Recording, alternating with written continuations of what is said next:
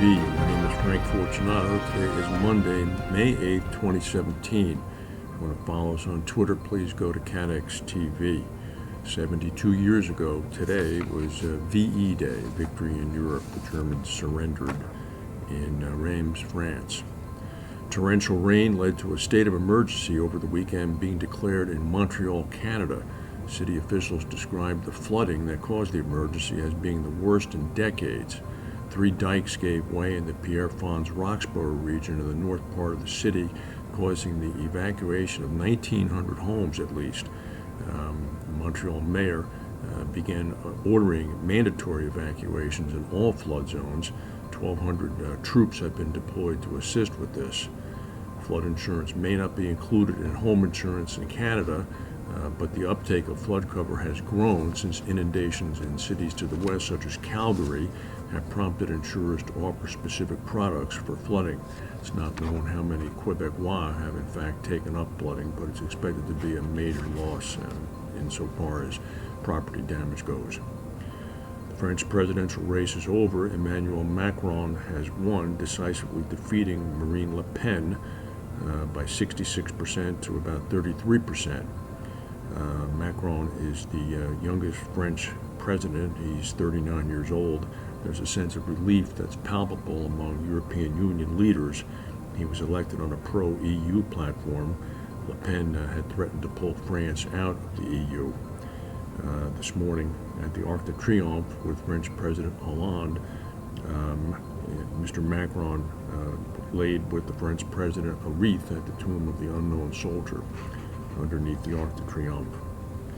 A $9.8 billion reinsurance deal with AIG, as well as an adjustment forced by the UK's Ogden discount rate change, weighed on Berkshire Hathaway's first quarter results. The insurance business generated an underwriting loss at Berkshire Hathaway of $267 million in the first quarter of 2017, compared to a profit of $213 million in the same period a year ago. This weekend in Omaha, Nebraska was Warren Buffett's annual capitalist Woodstock event. There's going to be a number of stories that wend their way out of this weekend. We'll be reporting on them. Overall, Berkshire Hathaway reported net earnings attributable to Berkshire Hathaway shareholders of $4.06 billion in the first quarter of 2017, compared to about $5.6 billion in the same period a year ago. So they saw a little bit of a decrease, but nevertheless, it's still a considerable amount of money. China's insurance regulator has barred Anbang Life Insurance from applying to issue new products for 90 days.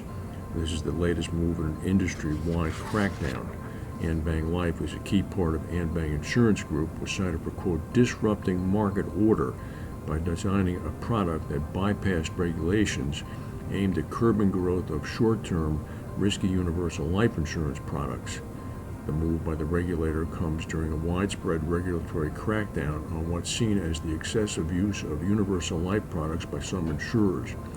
China's central leadership is moving to curb risk in the financial system. Anbang Life, of course, purchased the Waldorf Astoria Hotel and was involved with Jared Kushner, Trump's son-in-law, to possibly purchase one of his office buildings in Manhattan. The deal fell apart. Tomorrow there's a presidential election in South Korea. The hits just keep coming, one election after another. South Koreans are going to elect a new president months ahead of schedule after a corruption scandal felled the former president Park Geun-hye.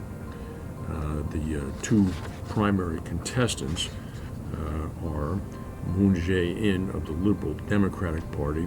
He is leading according to polls, and then also he's running against, make sure I have the proper pronunciation of the name here, Ahn Cho-soo. He's a center-left IT multimillionaire.